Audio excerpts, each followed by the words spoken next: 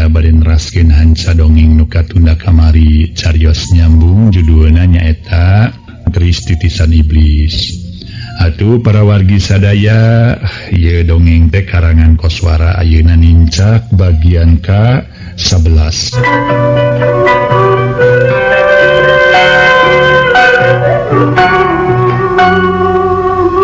Mitra anu mulia, mangga dongeng urang teraskeun deui anu katuna kamarinya. Mang Jaya sapara kanca ngahaturkeun nuhun terutami ka sugeri kaum dangu nu sami-sami ngabandungan ieu dongeng, terutami para wargi nu parantos ngintun serat. Alhamdulillah serat parantos katampi ku Mang Jaya para wargi sadaya. Atuh insyaallah serat-serat dibales gitu. Nah ngagunakeun kartu pos. Mangga hatur nuhun upami ngagunakeun di acara, wah seueur teuing tiasa nyangkolong para waktos. Kitu diantawisna. Hatur nuhun sakali deui hatur nuhun. Mangga urang teraskeun. Si Odet rumangieung siga eueuh tanaga. Memangnya sakujur awak asal leuleus lungse taya tangan pangawasa suku asal leklok tapi manehna maksakeun kaluar. Neruskeun hanca garapan ngalaksanakeun parentah nu jadi bapa sakedeung geus kaluar. Tekung silila jalma-jalma daratang malah si Odet geus datang. Ngan lebe nu tacan datang teh. Cenah keur kaonangan ka gunung datar. Biheung isuk cenah biheung ngabalikna oge. Tapi eueuh lebe gen regreg lantaran Pak RT jeung Pak Olot atuh tatanggana daratang kabeh bari sarerea milu bela sungkawa kana ayana musibah nu tumiba ka Bitarmi. Teu kungsi sababaraha waktu torojo Nini Esih datang diringkeun ku Jang Darta. Gaur Nini Esih ceurik gagauran bari ngagalentoran beungeut layon. Nyi Inah anu bieu geus rada kenor ceurikna. Tungtung namah milu gagauran marengan ninina. Atuh matak gempeur pisan kaayan wawangunan imah gedong sisi jalan ngolecer. Harita para mitra Nini Esih nyamat-nyamat ngaranu jadi anak, bari terus ceurik ngabudalkeun eusi hate nu pinuh ku kasedih. Jeung katungaraan kabeneran di luareun imah najan ngeprui beuki lila beuki gede hujan teh. Aki Tabri pok ngomong, "Geus Ninina geus. Era urang kudu pasrah lillahi ta'ala. Jaapanan jodoh pati bagja cilaka Rusia pangeran. Mana kitu ge geus milikna Nyai geus. Kumaha kajadianana, kumaha mimitina pangna kieu, kunaon maotna indung hidup anaki. Pokona mah hayang nyaho aki teh." Saterusna kita beri tumanya dari anak kerekan Nyi Inah nu jadi incuna. "Aki," Nyi Inah anggur ceurik gagah membawa harita teh. "Jeung eta ka mana ari Bapa hidup ye Jang Sukro? Heuh Bapa hidup Nyai geuning eueuh." Nini Esih rurut reret ngareretan ka sakuriling eta patempatan siga anu diteangna. "Asa abdi ka dieu teh. Bapa mah teu aya duka ka mana dugi ka ayeuna ge tacan muli deui." Nyi Inah nyarita pegat-pegat dari ceurikna taya eureuna. "Nah ka mana ari Jang Sukro atunya make jeung eueuh sagala?" Nini Esih siga nu tumanya ka dirina sorangan. "Ari mama bas abdi dongkap tadi teh nyalira we di tengah bumi. Nuju ngalamun duka ngemutan naon ku abdi teh. Ditaros ki anjeunna teh alim ngawaler. Ditaros ku naon-naonna anjeunna keukeuh alim nerangkeun tug dugian me anjeunna lobet ka kamar. Mah tetep alim nyarios naon-naon sanaos kitu katinggal aku abdi. Masih gak nuju sungkawa mana siga nuju tunggara taya pabandinganana. Nanging basa meme pada isa ka kuping emang ngajerit. Enggal ku abdi disampeurkeun ka sampak mah parantos maot bari dina patuangan nancep hiji pakarang. Pakarang naon Nyai?" "Keris." "Kujan keris?" "Keris. Boh Aki Tabri boh Jang Darta nya kitu di Nini Esih jeung nuliana nu araya harita. Kabeh pada ngagepeg pohara herana ku ngadenge keterangan ti Nyi Inah mangsa harita." "Gimana ayeuna kerisna?" "Nyai apal kana eta pakarang saruah henteu jeung pakarang anu si Minarni." "Eta keris tadi teh ku abdi disimpen dina laci lomari di kamar. Lajeng mama ku abdi dipangku dibantun ka tengah bumi.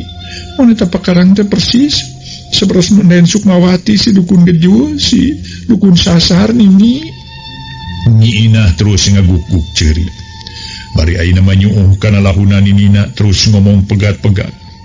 "Ini ari Bapa ka mana tuh teu aya geuning. ayeuna mangantunkeun Bapak teu aya. Ari abdi kedah sareng saha teu ini? Kedah sareng saha? Abdi teh bingung teh pikeun batur paku kumaha. Ngabet maot. Ma abdi miring, Ma. Sing sabar anak king, pasrah sumerah urang teh kana kadar kana papas teh ti mantena nyai. Anggur mah doakeun muga inung hidup sing ditampi iman Islamna anak king.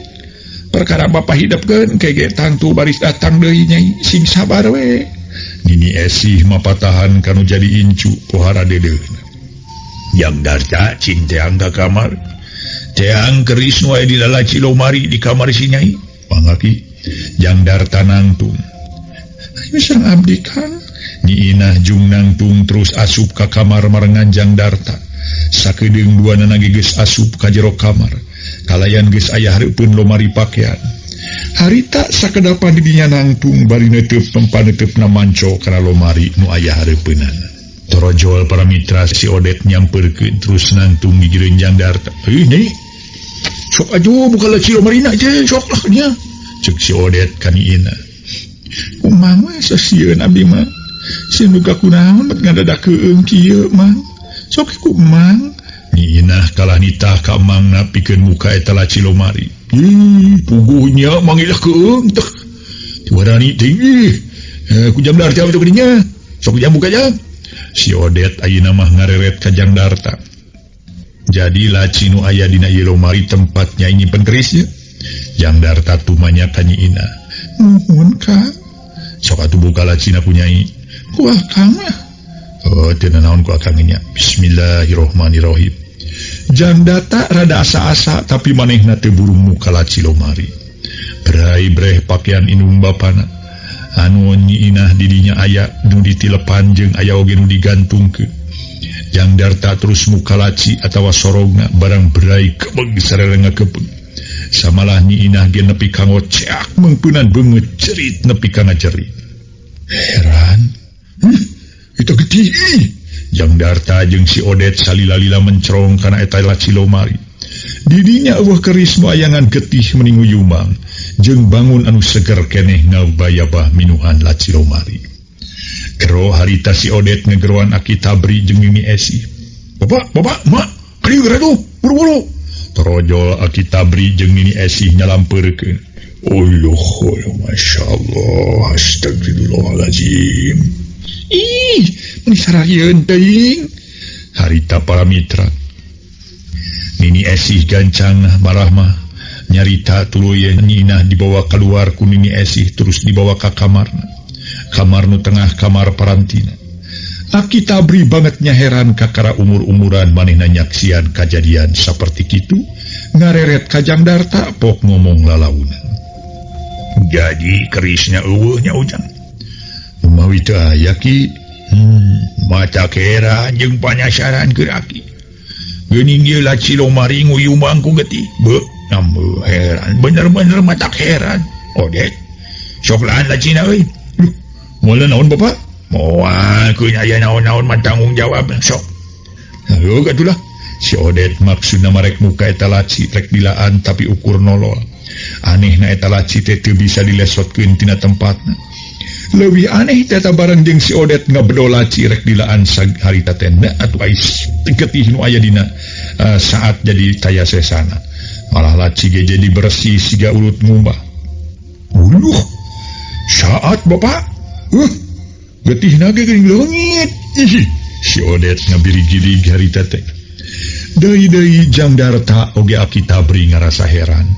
Ku ayeuna kajadian nu kiwari katempo ku panon manehanana. Lantaran bet dadak-dadakan jadi saat getih waktu tadi nguyumang dina eta laci lomari malah lain bae saat oge harita teh bersih. Astagfirullahalazim. La ilaha illallah Muhammad Rasulullah. Nepi kaki kaayaan teh mata kuatir ketiri. Jang aya wae Jang aduh. Kumatos kieu teh ki ya urang pikiran we engke babarengan lantaran ieu teh pikiraneun urang. Yu urang ka tengah imah Odet. Tutupkeun deui lacina euy. Tutupkeun deui bah? Heeh, engke pantol lomarina ge tutupkeun ku jane. Moal naon kitu? Insyaallah moal yu urang ka tengah imah. kita beri ngaleos mihulaan ke tengah imah dituturkeun ku Jang Darta jeung si Odet. Nu bieu tas nutupkeun di lomari. Nyimpang heula ka kamarna Nyi Inah. Nyi Inah keur digugulung ku Nini Esi bari dina kaayaan teu inget naon-naon. Sigana mah ngalaman kareuwas pohara dibarengan ku kasedih nu taya babandinganana. Nyi Inah nepi ka kapiuhan nya terus nama digugulung ku Nini Esi. Moal naon Nyi Inah kitu Bapak? Oh, ayo urang tinggalkeun we. Da indung maneh ieu urang ngatur-ngatur pila paheut. Leos akita beri kaluar ti kamar Nyi Inah dituturkeun ku Jang Darta jeung si Odet. Tuluy ngariung jeung Mulyana di patengahan. Poe isukna sakumaha kabiasaan layon di pulasara nepi ka beresna. Malah kira wancik pecat sawat geus dikurebkeun. Di kuburan nu teu jauh ti lembur Jang Darta. Terus didinya marengan anu keur sungkawa hate. Sasat ngabeberah ka Nyi Inah. Bari apan peuting Nyi Inah teh kapiuhan, eling-eling tadi subuh geus rengseng ngurebkeun mah semah-semah baralik. Ngadi papadonan ku palebe yen ke peuting supaya daratang lantaran rek tahlilan, pikeun ngajurung doa kanu parantos ngantunkeun. Nya sarerea nyanggupan sakumaha ilaharna di lembur. Apan kana gotong royong jeung hirup sauyunan mah masih keneh pageuh jeung matak sugema ka sarerea.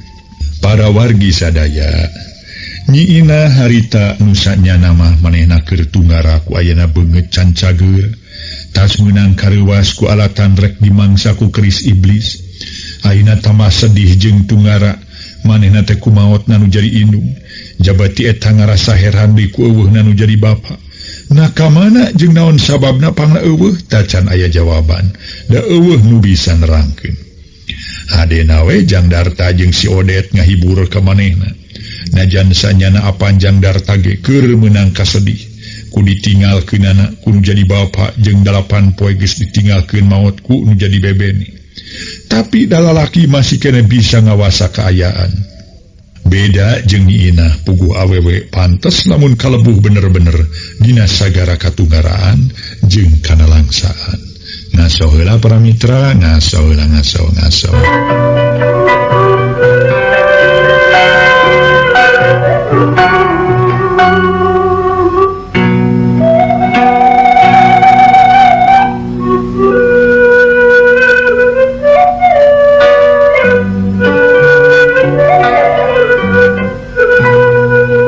Mitra anu mulia, bada Isa harita teh para wargi pengisi lembur panyinangan jeung urang lembur pamatutan harita daratang.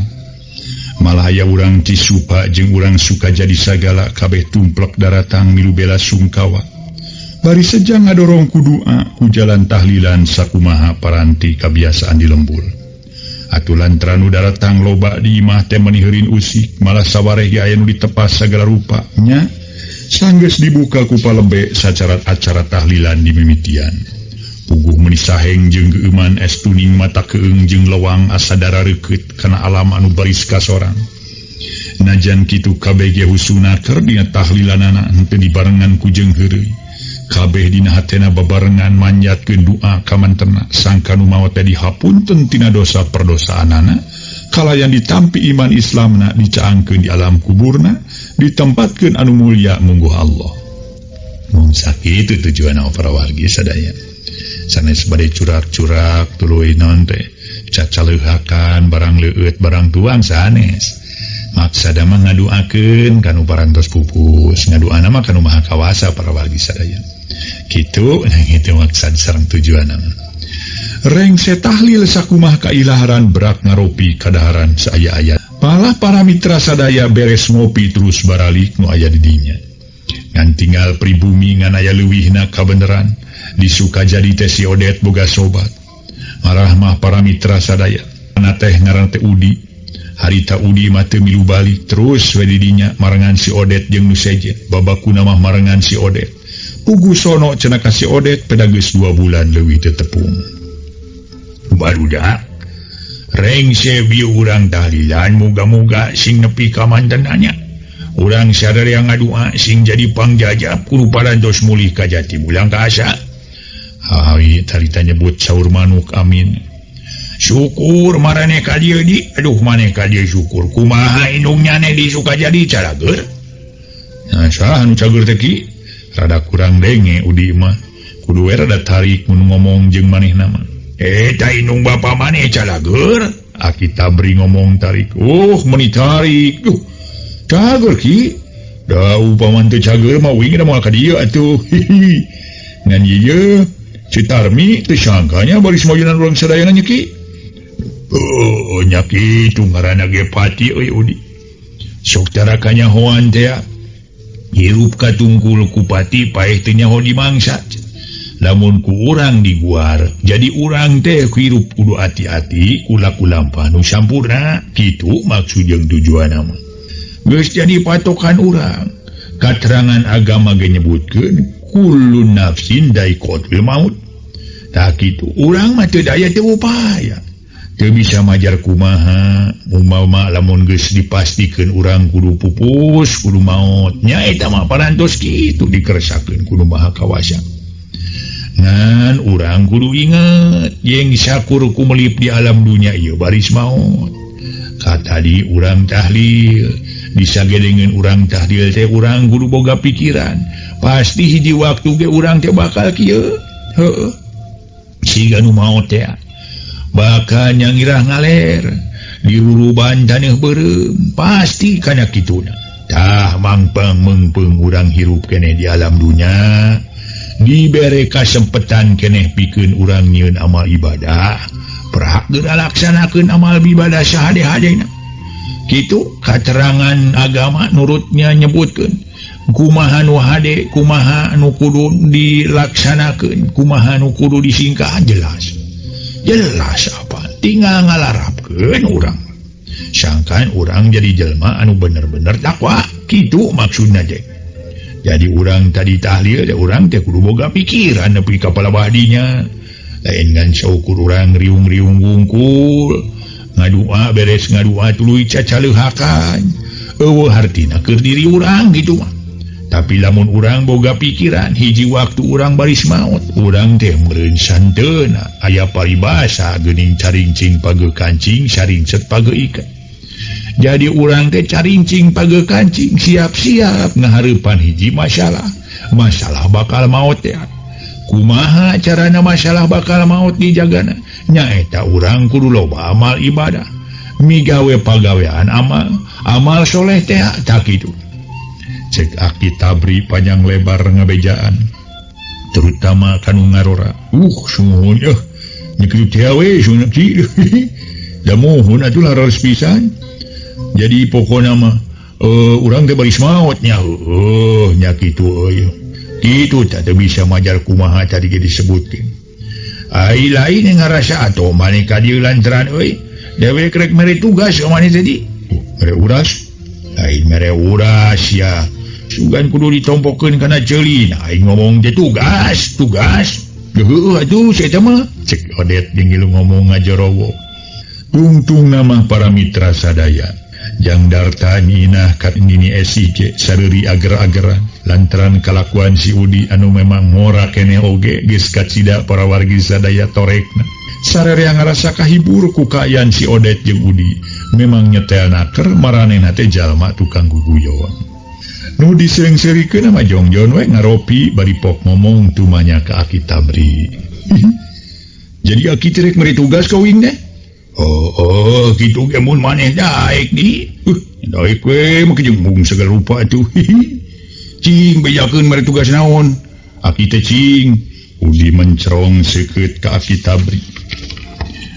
daek teu ke nanyakeun si Aki kaos teu apal ka wing we jelema leuleus keuyeub aduh yak leuleus keuyeub deui leuleus liat meureun sia mah cek si Odet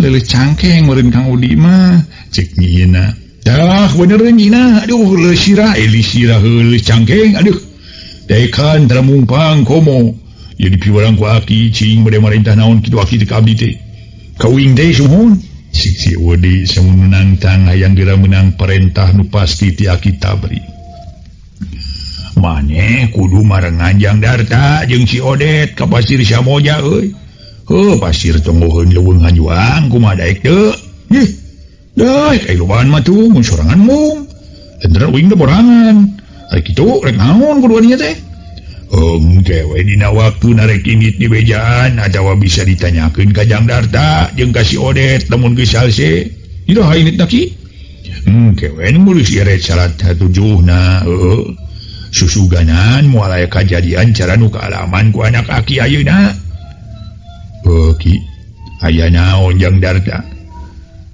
numutkeun kasauran Nyi maot Nabi Tarmi teh ku keris ajaib kalayan ngadadak teu aya saparantos disimpen di lemari abdi gaduh sangkian yen anu tos nelasan ka Bitarmi tangtos keris den Sukmawati ki sigana mah kana kitu Jang Darta tamah ka jem beuki telenges beuki dieu teh tuning menitaya euy-euy hirupna teh beuki sasar beuki kajiret ku pangaruh setan siluman perlu saganjang-gancangna ka ditu nanyakeun atawa mugukeun ieu kaayaan tapi nyaki itu aki moal tenang ngajurungkeun ge lamun kaayaan di dieu tacan tenang mah jadi wayahna Jang Darta engke mun geus tujuhna Nyai Tarmi miang ka ditu teh nya mangga ki nanging ieu de abdi mah bet emut ka pasuhan mah ki bet sesebelakan emutan teh ka anjeunna buah-buah aya naon-naon digawiru aki memang jengnya beungeut Mang Suhad mah terus kokolebatan dina kongkolak matana Jang Darta padahal apaan kamarina teh babarengan jeung manehna di kawas nu ngalelewe aki pugu aki nya kitu pisan Jang Darta inget ka manehna muga-muga we ulah aya naon-naon aki tabri ngagerendeng ngomong kawas ditujukeun ka dirina sorangan kaayaan beuki peuting sedengkeun Nini Esih terus beberes wawadahan anu kalotor malah tuluy dikumahan sagala rupa kaayaan peuting poara ti isinana keur malembur teh mencil imah diancal-ancalan atuh geus puguh lembur leutik ukur aya 7 suhunan dari lembur gede nama belah kidul lembur Pamatutan jeung lembur belah kaler tongoheunana nya teh lembur Sukajadi kadenge ti kajauhan belah kalereun lembur Palebah Pasir anjing babau meuni melewung estu mata ketir najan sorat teu pati tarik tapi geus cukup ngadatangkeun rasa keueung keur jalma-jalma nu ngadengekeun nya kitu deui si Odet jeung Udi pating purungkut paungku-ungku duaan ngan Jang Darta jeung Aki Tabri nu ngarasa tenang teh sedengkeun kapeutingkeun nama Nyi Inah ngaleos ka kamar da cenah mah geus tuluh saterusna ngarengkol sorangan dan sanggeus rada lila gegeroan ka Nini Esih hayang dibaturan nya tungtung nama Nini Esih asup ka kamar Nyi Inah marengan sare didinya ngagoler gigireunana tapi beda jeung Nyi Inah nu geus sare Nini Esih mah pagawean dengan nyileuk we sorangan bari neuteup lalangit kamar bangun jararauh paninengan utamana mah lelembut Nini Esih bet nyantel bae inget ka dirina si Jenat nu kiwari geus mulih ka jati mulang ka asal Aki Tabri jeung Jang Darta nuluykeun ngobrol najan kaayaan geus maju kawan citengah peuting maranehna henteu ieu kaserang ku jurig tuluh ngobrol keneh bari sakapeung-kapeung diengklokan ku si Odet jeung Udi malah harita basa cungungna anjing di leuweung geus jempe si Odet ngomong kieu ka Jang Darta dari anaker Jang Darta si Mang Odet teh teruskeun ieu muga dijawab engke ku Jang Darta aya naon mah narek naroskeun naon ka abdi teh nyebat nya hebutnya lah nyebut mangi nepi kalalem kitu nya satu naon deui pokona mah atuh rek nyebut akang asa teu pantes datu pokona mah abdi teh jadi nyebut emang we ayeuna mah nyana supaya merenah ka hareupna kumaha atuh nya mending nyebut akang teu nyebut mang ka hareupna ye di pokona mah abdi mah bilih aya sepuh teuing dimangkeun teh cek Jang Darta bari nyerenge asa kapi asem ku kekecapan si Odet ngagebeg pedah manehna disebut tadi teh para mitra emang bari ka Udi bari nyebat naon Jang Mang Udi nyelengkeung samilah nyebat kitu we lah kumaha kaabotan tawan teu bingung asa dijen kolot muga-muga we atulah sasiereun sabeunyereun pokona mah bari tiasa ngabantu kana sagala karepot tepi kasesah nuju ka alaman ku Ujang Udi ngomong daria mohon satecana ge abdi henteu kinten ngaraos bingahna terus Jang Darta ngareret ka si Odet bari pok nyarita ngaso heula para wargi, ngaso heula ngaso.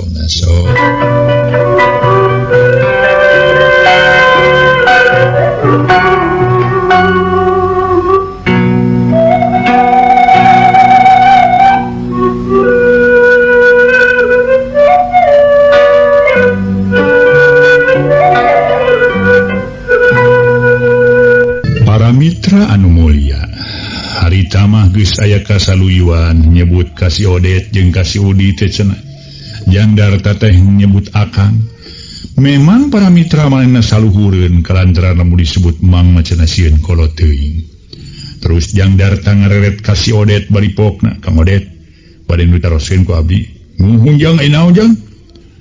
Bade teroskeun ieu, bade naroskeun Akang bade naroskeun ka abdi teh tibadi abdinya yang naroskeun ka Akang. Ih, teu bugu si Ujang. Aya wae. Bisa Akang atuh naroskeun ka ieu ka Ujang. Sok bade naroskeun naon? Eta perkawis ka aya dukun Wanoja nu lingi di Pasir Samojana nya anom keneh.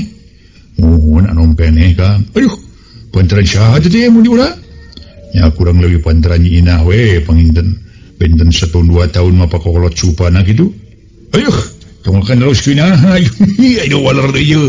Patroseun Kang Odet celajengna. Mangga bade naroskeun naon deui. Jadi anom keneh nya kumaha rupina na geulis. Nya mujugna nah jajar pasar, nah kantenan we geulis makang malahan mah asal leuwih geulis batana kaseseueuran Wanoja di urang nu kasebat geulis. Sanes ngawonkeun ka Nyi Titi terus terang we. Sukma wati langkung geulis, langkung cahayaan bata Nyi Titi. Aduh, kutaan. Penasaran Kang Mayu. Penasaran kumaha kitu? Tuluikeun ngomong sia ulah sabotong-potong Odet. Kita beri ngageunggeurekeun ka anakna. Siga diwogo geuning maneh Odet. Aduh. Maka jeung penasaran segala. Udi sigan ngageugeuikeun ka sobat. Lain bogo ing naksir. Kaetu mah kangeureuyan ka uing. Kelantaran uing can tamat jeung ngomong ieu. Kieu Jang Darta eta Ujang basa ka ditu ngajajabkeun Den Titi. Nya aya sir bogoh atawa henteu ka dukun Wanoja. Mun ngagugu nafsu memang aya tapi pan abdi mah tos ieu. Tos gaduh kikineuan komo ayeuna beuki hoream we. Nu aya ngewa jeung keheul utamana mah katelengesan jeung kakejemanana. Eta abangna Kang Odet panorana abdi. Naon teh janten masalahna teh. Teh ke sok naroskeun naon deui? Tah, tos teh naon ieu mah mung pada saran we nuhun-nuhun. Mun aya eta nyabogoheun. Eta we nya aduh. Cenah mah geuning inung tere teh nya kitu Bapak. Si Odet tu manya ke Aki Tabri. Oh, nyanya Odet nu macak omat euy maneh ulah bogo. Lantaran ajan geulis jeung meureun keneh eta teh ukur populasan, ukur tetenyoan. Sanya mah geus kolot leuwih kolot badan inung ilaing teh. Waktosna Seep.